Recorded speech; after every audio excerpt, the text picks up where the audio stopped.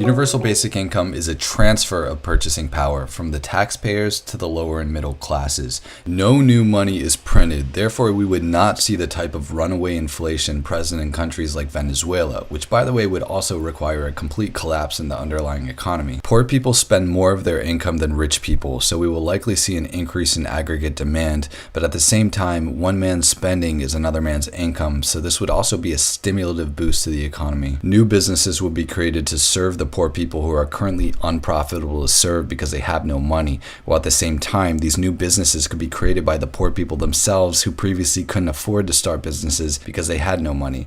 Ultimately, the end result is that the economy would cater more towards poor and middle class people than rich people compared to before. When people ask if UBI would cause inflation, generally what they're really asking is, would inflation rise so much that it would completely offset the benefit of the basic income, leaving people no better off? For that to happen, inflation would have to rise to astronomical amounts for most people to be no better off. If you're making $1,000 a month, prices would have to double. If you're making $2,000 a month, they would have to rise 50%. Just for reference, the current inflation rate is about 2%. Again, UBI is a shift in relative purchasing power from top to bottom. So what are these relative shifts? Well, the inflationary pressures would be the highest in jobs that nobody likes to do. Hiring a cashier or a janitor would become more expensive, so the market would have to adapt, whether that be by further embracing technology and automation, by using self-checkout machines, or by getting people to clean after themselves and share the burden of the workload. We would see deflationary pressures in jobs that people actually like to do, like the arts. If you're making $1,000 a month from basic income, you don't need to charge as much money to make a living. The main drivers of inflation in the US are housing, higher education, and healthcare. These are separate problems that universal basic income doesn't address, nor does it claim to. One common question is, wouldn't landlords just jack up rent prices? If landlords can just jack up prices and get away with it, that assumes it's not a competitive market and they have monopoly-like price setting power,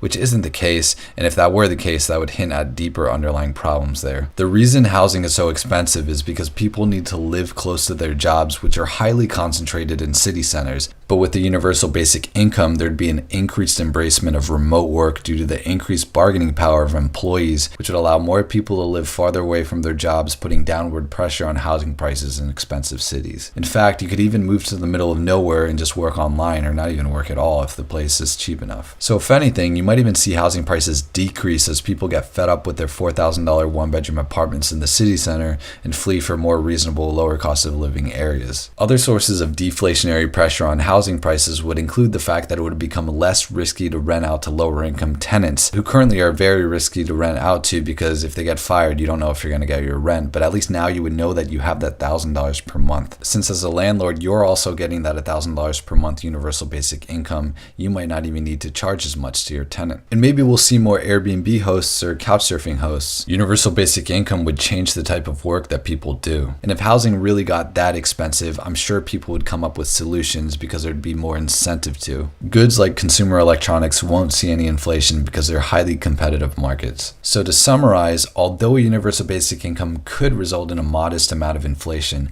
the majority of people, especially the lower and middle classes, will be better off because it's a transfer of purchasing power from the ultra rich, who are presumably paying the majority of the taxes, to the rest of the people. 트비커러스